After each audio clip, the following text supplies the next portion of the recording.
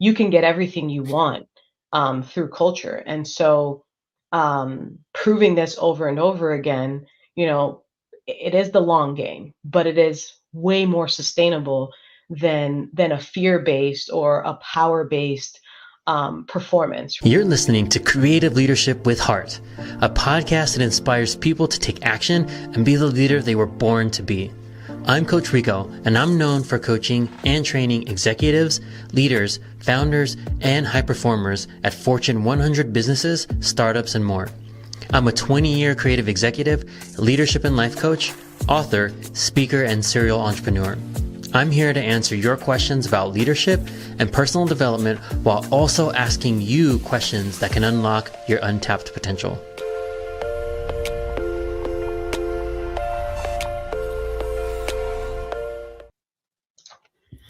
All right. Hi, all. Welcome back to another episode of Creative Leadership with Heart. Today, we have a special guest, Romie Montpeirous. She is a leadership coach. And yeah, really close to where I am at. So if you all remember, I'm in Henderson, and I think Romie, you're out in the Las Vegas area too, right? Yeah, I'm actually also in Henderson, so very close Nice. to you. Yeah. Nice. And Romie is a seasoned leadership coach with 15 years of operational leadership experience and focused the last 9 on organizational culture. She has a passion for empowering individuals to excel in their leadership roles and brings real world knowledge and practical insights to her coaching approach. Um, yeah, I actually want to have you introduce yourself a little bit more. That gives us a little bit of background on who you are, and I'm excited to have this conversation. So yeah, could you tell us a little bit more about yourself, your coaching practice, and what brought you to where you are today? Sure. So I've been in operations my whole life. I kind of feel like I fell into operations starting in the warehouse and something that we'll get into probably later on is that somebody saw something in me, and it was something that I didn't know was there as a leader or a born leader is what they said. And so my work ethic was always good because I came from a very hardworking family, and so I found myself kind of climbing the ranks of the corporate ladder and just kind of finding my way through what we call operations. And so I've spent the last 15 years in operations, loving every piece of it. I love back of the house stuff. And now it's just inside of me. So it's much easier to walk through now. But yeah, I'd say that leadership was not something I sought after. It was just kind of something that was already within me as being able to communicate well with people and get them to understand the whole concept.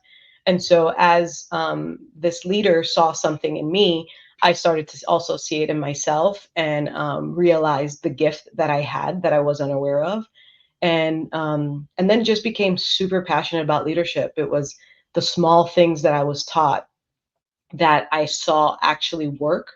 And then that's all I needed. I just needed a little bit of confidence to know that, okay, well, this method works. Let me see about this method. And within that, I've kind of found my own way. And so in finding my own way, I've done um, several successful things with culture changing in the current employer that I'm at. And so I said, well, if I'm doing this successfully for them so many times over, rinse and repeat, why am I not doing it for myself? And so that's what born. That's what started Leadership from the Heart, and that's where it was born. And it's similar to your business name as well. And it's funny that we're so close in Henderson and we have a very similar name, but Leadership from the Heart is because I genuinely feel like I lead first with others in mind, and it's with intentionality and heart and all the things that encompass what it actually takes to lead people kindly. Nice. Yeah. Thank you for sharing that. And I have a lot of few things I want to double click on in there. But one of the things, so this podcast is for, you know, leaders and aspiring leaders. And one of the things I wanted to touch on with you or ask you is, what are the common gaps that you're finding, right? Because for me, one of the common things was I was promoted and nobody taught me how to be a leader. They're kind of just like, hey, you're good at the job. Like, let's promote you and like make everyone else good at the job. But we know that doesn't translate. So, what are some of the things that you notice are the biggest gaps for early leaders or even leaders who never got properly trained? Yeah, I'd say you kind of hit the nail on the head, right? It took for me what I always say that I was privileged with is a mentor who actually sat with me and made me sit with him day in and day out until it was like embedded in me. And try this method, try that method, see if this works. And that's what's missing now, right? And so that's why leadership coaching is such a new industry because it's what's missing. And I know that a lot of corporations have began or have started this leadership and development or talent development, but it does not hit the nail on the head, right? It does not close the gap or close the process is what I would call it in what we need. It is people, new leaders or aspiring leaders need hand holding, and so they need someone to see them all the way through. And so what we have is a lot of trainings that we do in corporate America right now. And the trainings is wonderful. We come in for 3 days and we do what I consider like get people really excited up here, but never show them how to actually implement it, never actually take them back into their world and like take those methodologies that they just learned and show them, okay, in this scenario, this is where you could have used that. And let's try this and let's see if that worked.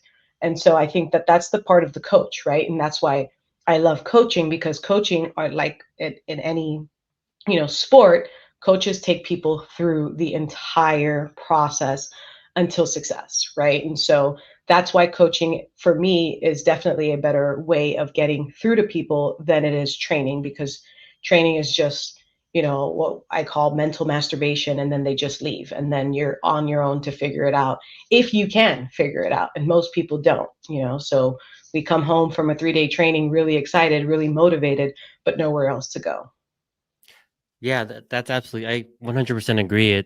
The information's out there. Knowledge is free, right? So you provide information. I provide a ton of information. Information is out there, but the thing that you said it best is implementation, right? Correct. Like that's where the rubber hits the road. So I could read 1,000 books in a year, but if I don't put it into practice or don't have anyone to help me put it into practice, Yep.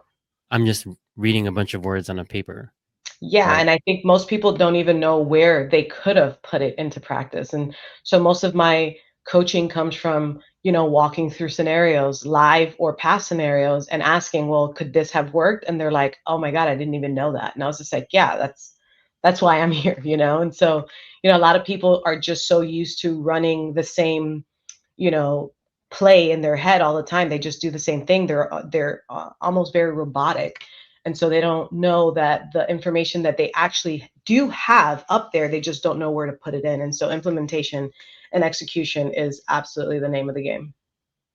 Yeah, absolutely.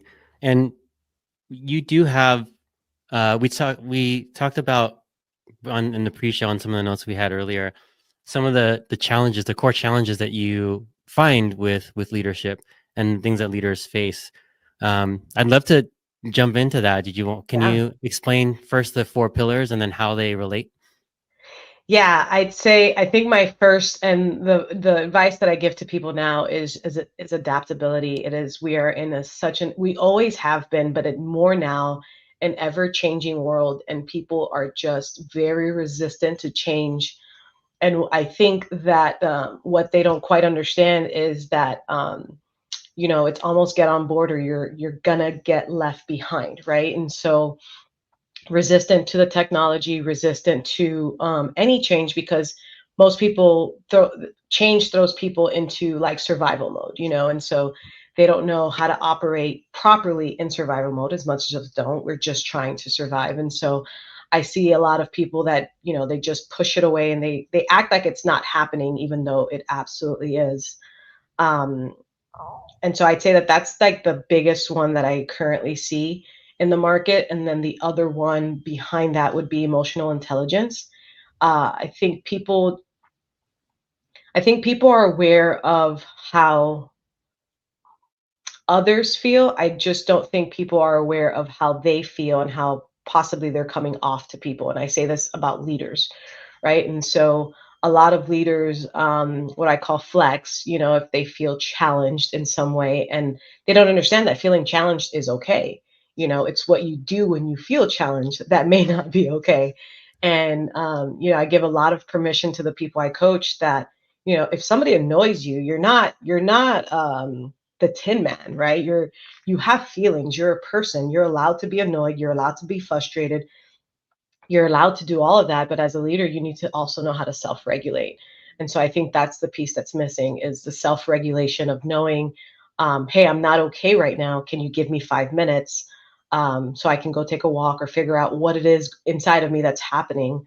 And then not knowing that that's okay to do. You don't have to be on all the time. You can excuse yourself, and I think that that gives the frontline employees so much more admiration for you, when you do get it wrong, to say that you got it wrong, and quickly fix it. I think another pillar that I put up there was effective communication. And that's another toughie. Communication is always one of the things that any, survey you do, communication will inevitably come up as something that needs to be improved on. It is just, it is the way of life, and it's never going to be perfect, and you're never going to get it all right. But, what I coach on is that when you're communicating to people, the information. The information is not for you to know, it's for you to convey and for them to understand. So I encourage people to speak to their audience the way that their audience would understand it. So if you're talking to a bunch of blue collar workers, which is most of my clients, and where I'm at is, you don't speak to them like you would, a lawyer or a doctor. You would speak to them on a different level so that they can understand it. You would use analogies that they can understand. And the most important thing is to have a dialogue, right? Make sure that they're able to speak back, and make sure that they're able to also convey what they need to, because people don't care how much you know, they just want to know how much you care. And so I think it's super important that when we're, having these meetings, or we're having a conversation with someone, that we probably start with a lot of questions, just so that we can get the information we need from them, and so that they know, one, we care, and then two, then you can also relay your information, and then they tend to care as well. I don't remember the fourth pillar. Can you Yeah, it help was me? inclusivity, inclusive leadership. Yeah. Inclusivity. Yes, you're right. That's such a funny one. A lot of DEI now, right? So diversity, equity, and inclusion. And, I'd say that a lot of, the last couple 4 or 5 years have done a lot for diversity and a lot for equity, just trying to make sure that everybody is, treated fairly. And even though there are some, injustices, still a lot of injustices in the world, I think those two, I think we've done a decent job at making sure we, hammer those two in. I'd say the piece that corporate America is struggling with is, inclusivity. And I had somebody define this for me in the past, and it was the best definition I've ever heard. And it said, diversity is inviting everyone to the dance. And then when you get to the dance, inclusivity is inviting everybody to actually dance. And I thought that that was huge, because, corporate America, we're really good at, making sure everybody gets, an invite, right? But when we get to the party, now we're all in cliques again, right? And so, we just hang out with who we know, and we don't tend to mingle, and we have our favorites. And I think that that's the piece that we're currently missing, and that's the piece that people still feel very much so, right? And, if we can find a way, and there are many ways to become inclusive, to have honest conversations is the first one that I always choose, right? If there is something that you don't like, don't talk about the person, talk to the person. Let them, clear out the air, or let them defend themselves if they need to defend themselves, but communicate to the person. If, I've dealt with certain leaders who don't think other leaders should be in a meeting, even though it's a meeting about their department. And I'm like, well, if you don't think they should be in the meeting, we should be having a different conversation with this leader about their performance and why they shouldn't be in the meeting. But we can't just not invite people to meetings because we don't think that they have any value to add. I think that's a terrible method.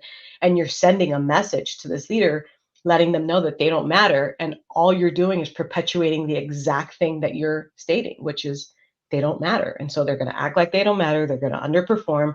It's just continuing the cycle of, you know, what we don't need anymore. Yeah, absolutely. I want to talk about that, but there's a lot of stuff I want to go back to too. But yeah, like Sure. that's a huge one. Like I have a lot of clients right now that I work with that they're like, "Oh, there was a leadership meeting mode. I wasn't invited." I'm like, Yeah. "Aren't you a leader? Then what's I Mhm. don't understand the thinking in that, right? Because if you now you're starting to draw arbitrary lines where Yep. your line should just be like, if it's leadership, anyone who leads people, and that's an easy thing to say, but now you're going like this and then like Yep. creating little outlines around certain people, and Yep. it creates a very divisive culture. Yeah. Um, the quote that you said, the was actually Vernee Myers who said it. She was the VP of inclusion at Netflix. And there was one pushback that some of the ERGs had, and I would love to hear your thoughts on it. So I Sure. didn't prep you on this earlier, so hopefully it's not too much of a surprise.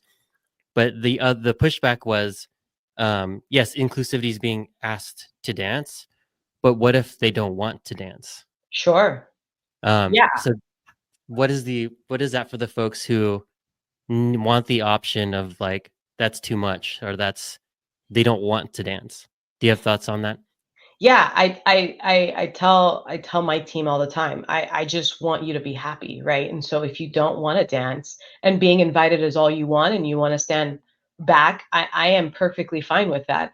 I always encourage though, like, you'll never know unless you try, right? And so, you know, dip your toe in, you might find that it's not as scary, or I love to talk through the whys behind they don't. Why don't you wanna dance? Are there fears that we can walk through?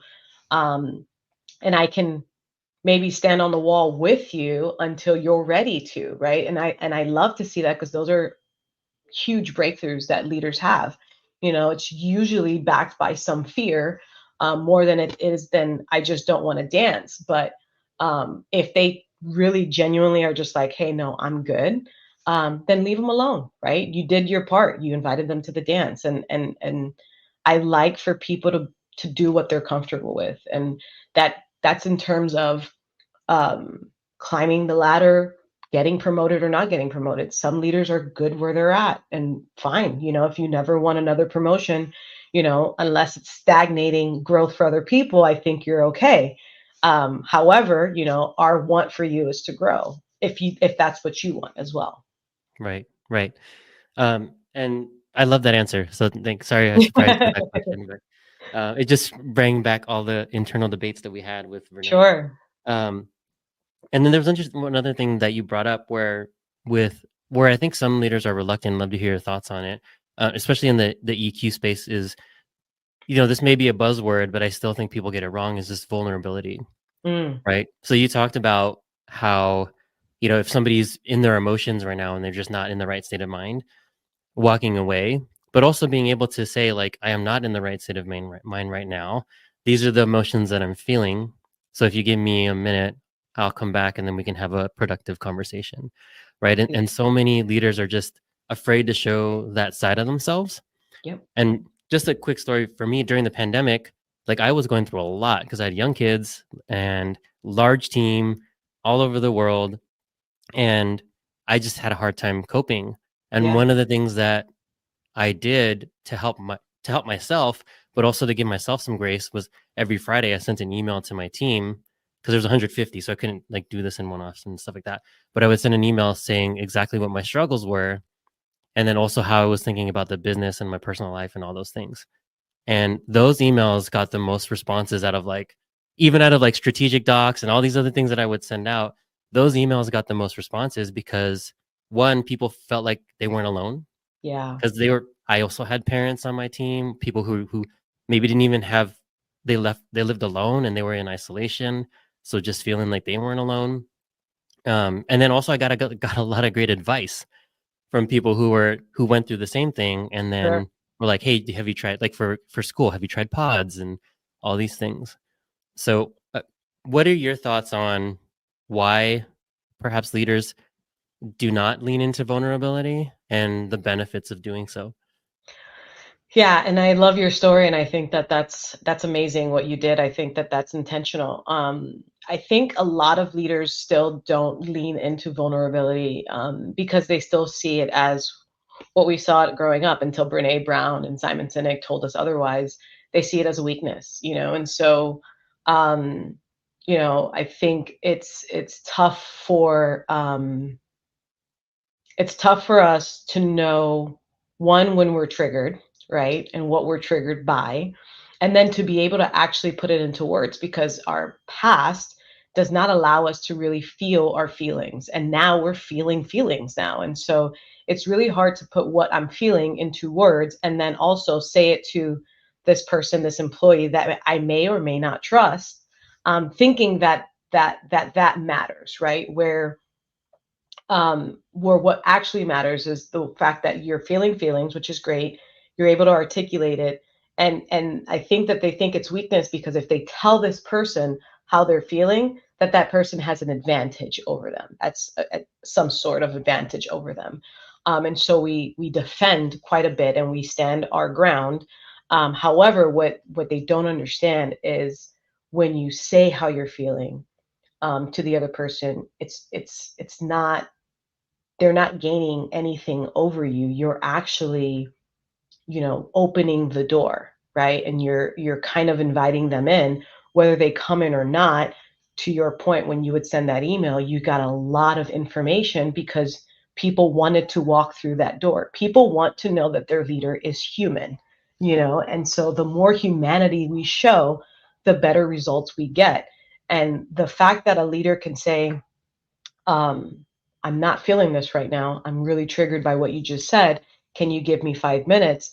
It's going to allow the other person who thought that they were going to fight to pause as well, right? And to regulate their emotions and to figure out what it is. But it's such a beautiful thing when people can help do that for each other.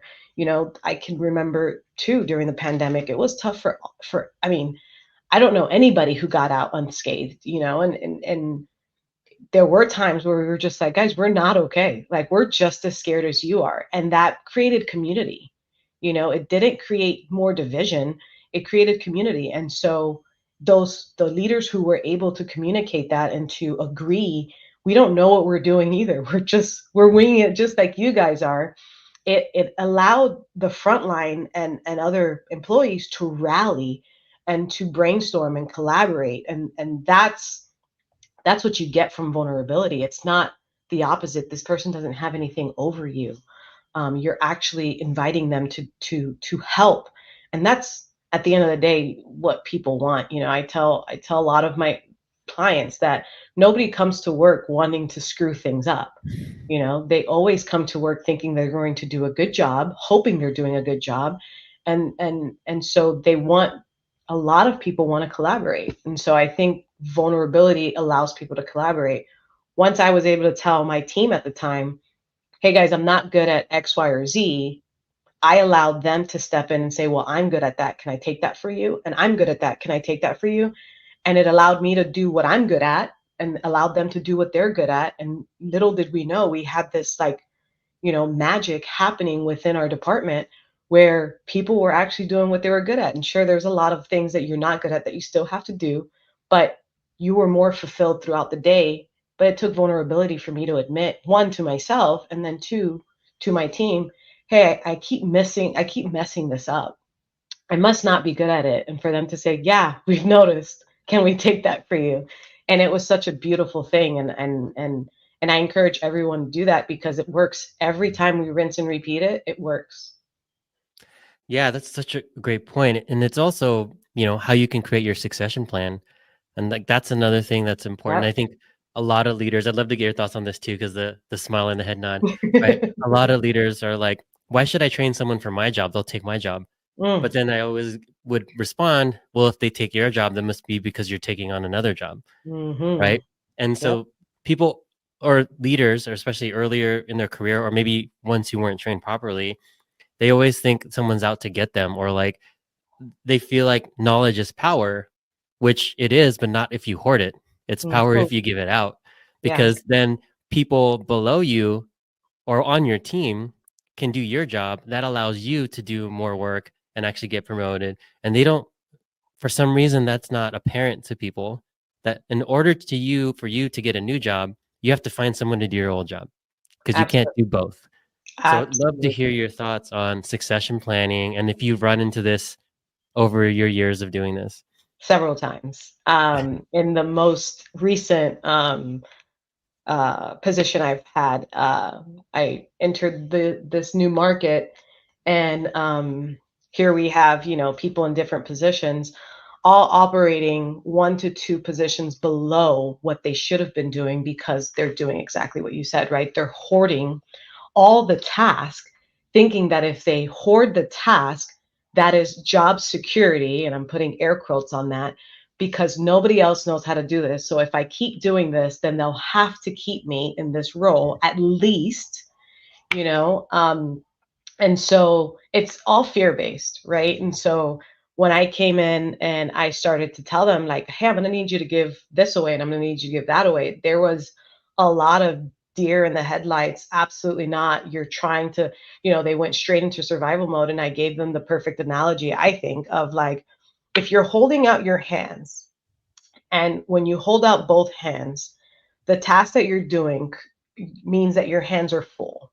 If your hands are full, there is nothing I can give you. There's no new task, there's no new training I can give you because your hands are full. If you can remove an item from your hand and give it to someone else, then you're creating space. And so now I just call it creating space. And even most recently, I had to tell a manager, you got to create space. If you want more, you have to create space. And it's very uncomfortable because a lot of people think that if I give it away, that means I'm not needed. When it's the total opposite. As a leader, and as a senior leader, if I see that you're able to, one, learn it, then give it away successfully, your value is in all of that. It is in the learning, is in the giving away, and it's still being successful. Way more than you being task oriented, right? Because creating or completing tasks, anybody can complete a task, right? But can you, one, learn it from scratch, create a process? Can you create the system around it? And then can you teach it back? And then can it still be successful with your hands off of it? That is gold, right? And that's what people just, I feel like people may be starting to realize it, but there's still a lot of fear based around um giving other people or succession planning as a leader, because they think that if I give too much away, then I'm going to show that I have nothing to do, or I can't wrap my head around all the reasons, but I just understand that it's 100% fear based for sure. Yeah, absolutely. I have a couple examples as you were speaking. I was like, yeah, there's these great, you just reminded me of some great ones. Um, but for one, for me, one of the barometers to know that somebody was progressing as a leader was can they take 2 weeks off and Oh yeah. business continues, Yeah. right? And so my goal was always as a leader, I wanted to be able to take a month off and the business won't miss me, right? 100%. In some people's mind, if the business doesn't miss you, that means I'm expendable. Mhm. Some people will think that. I think if the business goes on, that means I did a good job getting everybody up to where they should be, right? So 100%. that what for me is actually a barometer of leadership. And the second one is, I worked in a lot of tech companies, and the Mhm. people that hoarded knowledge and processes, they actually technology is like water, it'll find a way. So they actually did the opposite and they lost their jobs because we Mhm. automated and we created technical workarounds for the job that they had, where they could have been part of the solution and evolving the process and the workflow. Now they became obsolete because nobody knew how to get that information. So we just decided, oh, we'll find another way to get it because Correct. we don't know who has this information. So if no one has it, we need to find a way to automate it, and we did. And then the person that was trying to hoard it all now became expendable. So Exactly. that's another reason why not to hoard information. For sure. And I think that fear of, I don't want to be expendable, it's an illusion because we're all expendable, right? There are no companies, there are CEOs that are, stepping down and the company is still running. So if the head of the company is stepping down, yet the company is still successful, then, people in much smaller roles, much smaller departments, then I would say that we're all pretty expendable. The goal is to make your life as seamless as possible while getting the same results. And I agree with your barometer. I agree with it 100%. It is when you're out, does is the department still successful? That's a huge um, indicator as to how successful you are as a leader, for sure. Nice. Now I wanted to transition a little bit, get into your program, and have you talk a little bit about what you're doing, Sure. and what folks can expect and how they can work with you. Yeah. So we have, well, my favorite thing to do is coach leadership, but my favorite thing to do is to transform culture. And so I created this shift accelerator program, which is a 6-month program. Um, it's designed to penetrate a department. Maybe if I were to say a VP and 4 directors or 5 directors, and then we start to dig into their frontline employees or their direct reports, I should say. And so if you're feeling like your culture's off or you're wanting to improve it, or there's a huge change coming and there's some fear based around that, then what we do is we come in and we kind of do an assessment. We kind of feel the temperature in the room. We can do one of two things, which is we can come in and we can do our own analysis of what we're feeling, or a trusted leader can go and do that. It unfortunately not can't be every leader, because not every leader is trusted, or not every leader is given the same kind of information.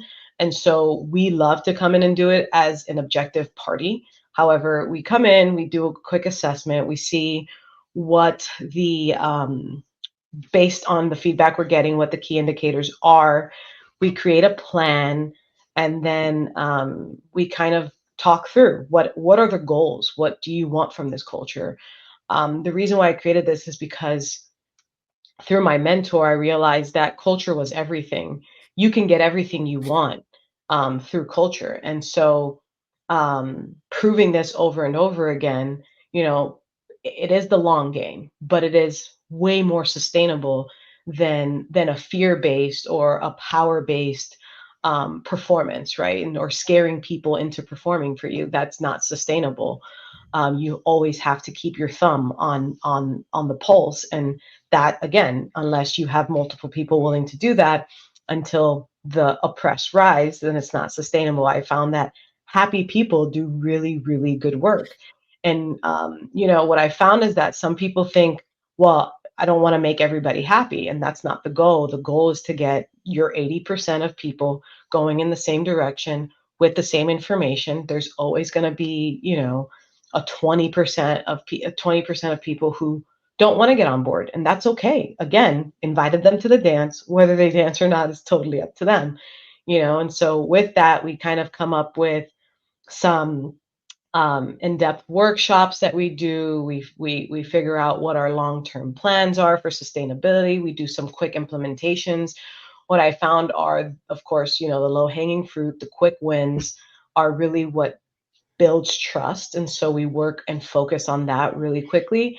And then once we get a little bit of breathing room and a little bit of trust in there, I think it's where people say, well, we'll see what happens. Yeah, they did that, but we'll see what continues. And then they just start to see, positive change and positive change over and over again. And then they open back up as employees. And then that's when you can make real things happen. And so in the past, I've done it. And the first time we did it, it took about a year, and then it took 9 months, and then it took 6 months, and now we can do it quickly, but I in 3 to 4 months, but I think 6 months is really the sweet spot for it to actually like stick, and for leaders to also feel comfortable, because change is not just scary for the front line, it's scary for all of us. So, making sure that they feel comfortable and doing that. And so the leaders that are in the program have access to me and my team, and we talk biweekly, and you have access to me via email just about any time, because the reason why I became a coach and not a consultant is because I wanted to see the change go all the way through, right? I feel consultants do a wonderful job, but they come in, they tell you exactly what to do, and then it's up to you to do it. if you do it right. And so I envision a lot of I forget what they call it, but a lot of consultants' assessments of what should be done sitting on a lot of desks undone. And so Hmm.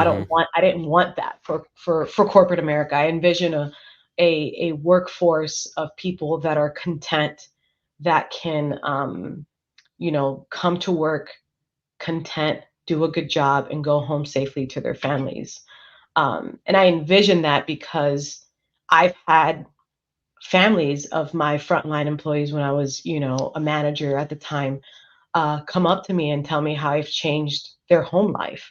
And I didn't realize that, just by being a good leader, you can change home life. But then it was like a light bulb, like, of course you are, because whatever energy they're coming to work with, they're going home with, and then that perpetuates and it changes their partner, their kids.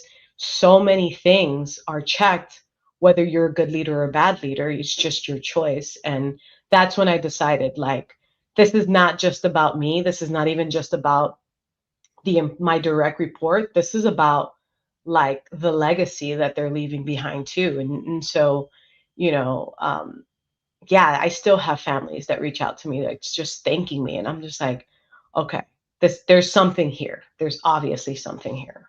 Yeah, that's such a beautiful way to look at it and a beautiful sentiment, right? Because I 100% agree. And people ask me, you know, do you do personal development, professional development? I'm like, yes, right? Because all professional development is Exactly. personal, Yep. right?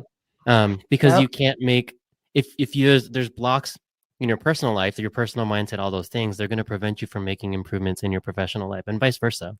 Yep. So all of that is it feeds each other. And to your point, right? Like if someone goes to a toxic environment at work, it's hard to leave it there. Yeah. Right, and I've been in those toxic environments, and my wife would say, like, "What happened to you?" When I would come home, like, "I just Yeah. gotta get out of this place," and I didn't last very long at those kinds of places, right? Right. And it's what now we have a similar mission is, like, I wanna rid the world of toxic cultures, like, there's just no reason, and you said it earlier, nobody wants to go to work and do a bad job, like, nobody goes out and says, "I'm gonna be a toxic leader. I'm gonna create the Yeah. most toxic culture out there," right? It's just they don't know. They don't we're never given the tools to, 1, identify what good culture looks like, and then 2, how to create it. Right. So that's amazing, this program. And so if people wanna get in touch with you, if they want your help and need this for their business, what's the best way for them to get in touch with you? They can go to our website. Our website is leadershipfromtheheart.co. So it's leadershipfromtheheart.co. Leadershipfromtheheart.co is also our handle on Instagram, on Facebook, on LinkedIn. Through our website, you can either fill out the contact us form, or there are links to book a call. Uh, Quickly, just book a call. We can jump on a 30-minute discovery call to see how, if we can help, and if we're a good fit for each other. And often if we're not, then I try to at least point you in the direction of who can, right? Because I feel the responsibility to help no matter what, whether it's me or somebody else. Nice. Um, so and we'll definitely get all those links in the show notes, so if you didn't write it down, don't worry. The links will be in the show notes. Just click on them after. And then I ask this of everybody, so I want to ask you too. Knowing what you know now in life and everything, Mm. what advice would you give to your younger self or some of those aspiring professionals and leaders out there? You don't need all the information before you go. I would say just go, just try it. Um, a lot of us are afraid of failing, yet we don't know that failing is just more information to do it better the next time. And so I've stopped myself plenty of times from pursuing things because I needed more information. I needed to be smarter. I needed to finish this certificate. But I'd say just go is what I would do. Nice. Yeah, I love that. I love the quote about failure. It reminded me of one that I love from Oprah. Failure is just the world telling you to try something different, right? Oof. It's not Yeah. telling you to do something different, but maybe try, like, change your approach, do Yep. something differently, right? Yeah. So, and I love that. And I wanna give you one more opportunity to you mentioned a mentor or maybe a couple mentors. Are there any mentors in your life that you wanna mention, and what And it sounds like they played a huge role in your life, but also in mentioning them, like how important for you has mentoring been? Well, Jack was the first like obvious mentor that I had from a telecommunications company that I worked for in Miami, Florida, and I mean, he changed my life. Right? He saw things that I had never seen within myself and um, challenged me to set myself apart from my familiar world, and that was the first time someone had challenged me to do that in such a way that propelled this entire fire in my belly. And I would say mentorship is being a mentor and being a mentee is absolutely imperative for your success. To watch someone who's done it, to copy them with your own way is the way to get there quicker, faster, smarter.